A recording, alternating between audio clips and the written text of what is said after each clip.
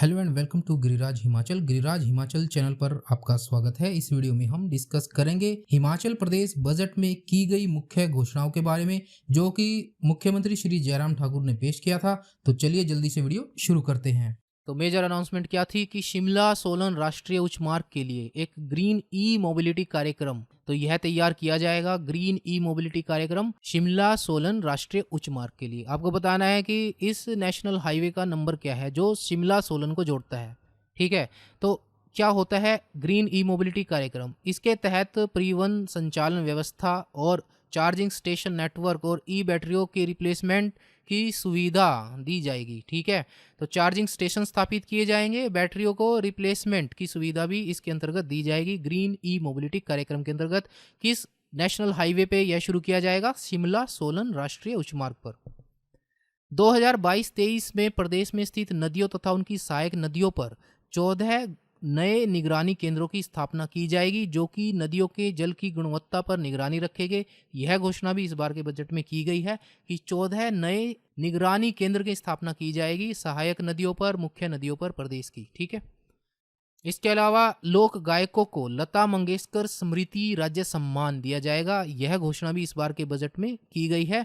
और प्रदेश में एक लता मंगेशकर संगीत महाविद्यालय की स्थापना के अलावा सरकार द्वारा 2021 में घोषित सांस्कृतिक नीति के अंतर्गत 2 करोड़ रुपए की राशि से प्रदेश में सांस्कृतिक कोष का भी गठन किया जाएगा। इसके अलावा 2022-23 के बजट में इंडोर और आउटडोर खेल को बढ़ावा देने के लिए नई घोषणाएं भी की गई हैं, जैसे कि नूरपुर में प्री फैब्रिकेटेड बहुउद्देशीय हॉल बनाया जाएगा, जंजैहली में इंडोर स्टेडियम बनाया जाएगा, सरकारी महाविद्यालय बंगाणा में बहुउद्देशीय हॉल बनाया जाएगा, माजरा सिरमौर में हॉकी एस्ट्रोटर्फ फील्ड की स्थापना की जाएगी, सरस्वती नगर में 8 लेन का 400 मीटर सिंथेटिक ट्रैक तैयार किया जाएगा और 10 करोड़ रुपए की लागत से टांडाखोली जिला कांगड़ा में प्रस्तावित इंडोर स्टेडियम का निर्माण कार्य शुरू किया जाएगा। और इन सभी स्टेडियम या खेल परिसरों के निर्माण पर कुल मिलाकर 20 करोड़ रुपए इस बार के बजट में रखे गए हैं।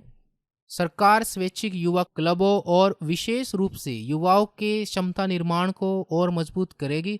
सर्वश्रेष्ठ 3 युवा मंडलों को वार्षिक तौर पर सर्वश्रेष्ठ युवक मंडल घोषित कर पुरस्कृत किया जाएगा, जिसमें प्रथम स्थान पाने वाले को 51,000 रुपये, दूसरा स्थान पाने वाले को 31,000 रुपये और तीसरा स्थान पाने वाले को 21,000 रुपये की पुरस्कार राशि प्रदान की जाएगी। विभिन्न स्तरों पर आयोजित होने वाली खेल कूद प्रतियोगिताओं और प्रशिक्षण शिविरों में युवा प्रतिभागियों को मिलने वाली डाइट को प्रदेश के अंदर 120 रुपये से बढ़ाकर 240 रुपये प्रतिदिन कर दिया गया है और प्रदेश के बाहर 200 रुपये से बढ़ाकर के 400 रुपये प्रतिदिन डाइट मनी को किया गया है। आशा वर्करों के मानदेय में भी बढ़ोतरी की गई है। 1825 रुपये की बढ़ोतरी के साथ 4700 रुपये प्रति माह मानदेय आशा वर्करों को मिलेगा।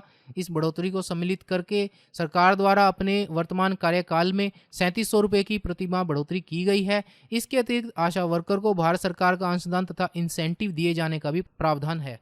सिलाई अध्यापिकाओं को 900 रुपये बढ़ोतरी के साथ 7,950 रुपये प्रति माह मिलेंगे। इस बढ़ोतरी को सम्मिलित करके सरकार द्वारा अपने वर्तमान कार्यकाल में 1,650 रुपये प्रति माह की बढ़ोतरी की गई है।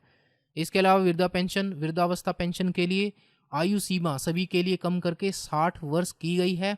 जो 850 प्रति माह की पेंशन पा रहे हैं उनको अब 1,000 रुपये प्रति माह की जो पेंशन पा रहे हैं उनको 1,150 रुपये, 1,500 रुपये प्रति माह की जो पेंशन पा रहे हैं उनको अब 1,700 रुपये प्रति माह पेंशन के तौर पर दिए जाएंगे। 7,50,000 से अधिक लाभार्थी सामाजिक सुरक्षा पेंशन का लाभ उठा पाएंगे। अटल पेंशन योजना में सरकारी अंशदान को 3,000 रुपये प्रति वर्ष किया गया है। मौजूदा 1 लाख लाभार्थियों की संख्या को 1,50,000 तक ले जाने का लक्ष्य सरकार ने अपने लिए रखा है। बजट दस्तावेजों के साथ पहली बार जेंडर बजट स्टेटमेंट भी इस बार पेश की गई है। वेरी इंपॉर्टेंट फैक्ट, इस बार के एग्जाम में पूछा जा सकता है। गृहिणी सुविधा और उज्ज्वला योजनाओं में अतिरिक्त निःशुल्क सिलेंडर मिलेगा, तो कुल मिलाकर 3 सिलेंडर निःशुल्क दिए जाएंगे। विधवा पुनर्विवाह योजना में अनुदान राशि को 50,000 रुपये से बढ़ाकर कर दिया गया है 65,000 रुपये। मुख्यमंत्री बाल उद्धार योजना के अंतर्गत अनुदान राशि को कर दिया गया है 35,000 रुपये। स्वर्ण जयंती ज्ञानोदय क्लस्टर श्रेष्ठ विद्यालय के अंतर्गत 100 नए राजकीय प्राथमिक विद्यालय, स्वर्ण जयंती उत्कृष्ट विद्यालय के अंतर्गत 68 नए वरिष्ठ माध्यमिक विद्यालय तथा स्वर्ण जयंती उत्कृष्ट महाविद्यालय के अंतर्गत 10 नए राजकीय महाविद्यालय 2022-23 में शामिल किए जाएंगे। यह इंपॉर्टेंट फैक्ट भी आप लोगों को याद रखना है। इसके अलावा प्रदेश में 11 स्थानों पर अनाज की खरीद शुरू होगी, यह घोषणा इस बार के बजट में की गई है। इसके अलावा 4 नई अनाज मंडियों का निर्माण भी होगा। 91 करोड़ रुपए की लागत से पराला मंडी में फलों और सब्जियों के भंडारण के लिए एक नया कोल्ड स्टोर स्थापित किया जाएगा। प्रदेश के 13 मार्केट यार्डों को और सुदृढ़ किया जाएगा। प्रदेश में एक और फूल मंडी की स्थापना की जाएगी। कृषि क्षेत्र में 20 और नए एफपीओज गठित किए जाएंगे। यह घोषणा भी इस बार के बजट में मुख्यमंत्री द्वारा की गई है। प्रदेश में 5 बड़ी काऊ सेंचुरी एवं गौ सदनों की स्थापना होगी तथा गोवंश के अनुदान अब 700 रुपये किया जाएगा। यह क्वेश्चन हम पढ़ ही चुके हैं।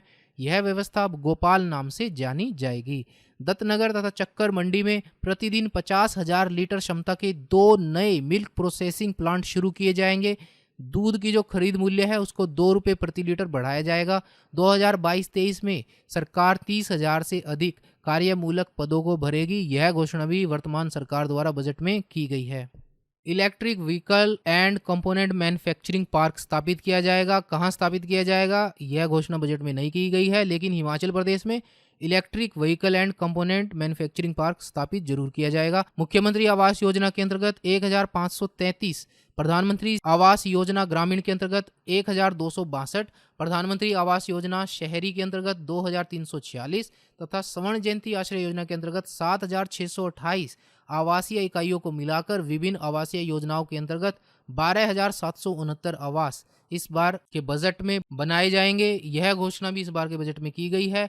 प्रदेश में डिजिटल लाइब्रेरी की स्थापना की जाएगी, जिसमें विभिन्न प्रतिस्पर्धात्मक परीक्षाओं की तैयारी के लिए स्टडी मटेरियल ऑनलाइन उपलब्ध करवाया जाएगा। प्रदेश की 100% ऊर्जा आवश्यकताओं को अक्षय ऊर्जा एवं ग्रीन ऊर्जा से पूरा करने का लक्ष्य 2030 से पहले ही प्राप्त कर लिया जाएगा। यह इंपॉर्टेंट फैक्ट भी आप लोगों को याद रखना है। बिजली उपभोक्ताओं को 60 यूनिट तक जीरो बिलिंग, 61 से 125 यूनिट तक 1 रुपये प्रति यूनिट की दर से बिजली उपलब्ध करवाई जाएगी। किसानों के लिए बिजली की जो दर है वो रहेगी 30 पैसे प्रति यूनिट। विधायक क्षेत्र विकास निधि से माननीय विधायक शहीदों के सम्मान में द्वार की अनुशंसा कर सकेंगे। विधायक क्षेत्र विकास निधि योजना की राशि अब प्रति विधानसभा क्षेत्र 2 करोड़ रुपए की होगी। विधायक ऐच्छिक निधि को बढ़ाकर 10 लाख से कर दिया गया है 12 लाख रुपए। 9 रोजगार मेले तथा 120 कैंपस साक्षात्कार आयोजित किए जाएंगे। इसके साथ रोजगार कार्यालयों में रजिस्ट्रेशन की पूरी प्रक्रिया की डिजिटाइजेशन भी की जाएगी। पंचायतों, जिला परिषद, पंचायत समिति, नगर निगम, नगर परिषद और नगर पंचायतों के प्रधानों, उप प्रधानों और सदस्यों के मानदेय में वृद्धि की गई है।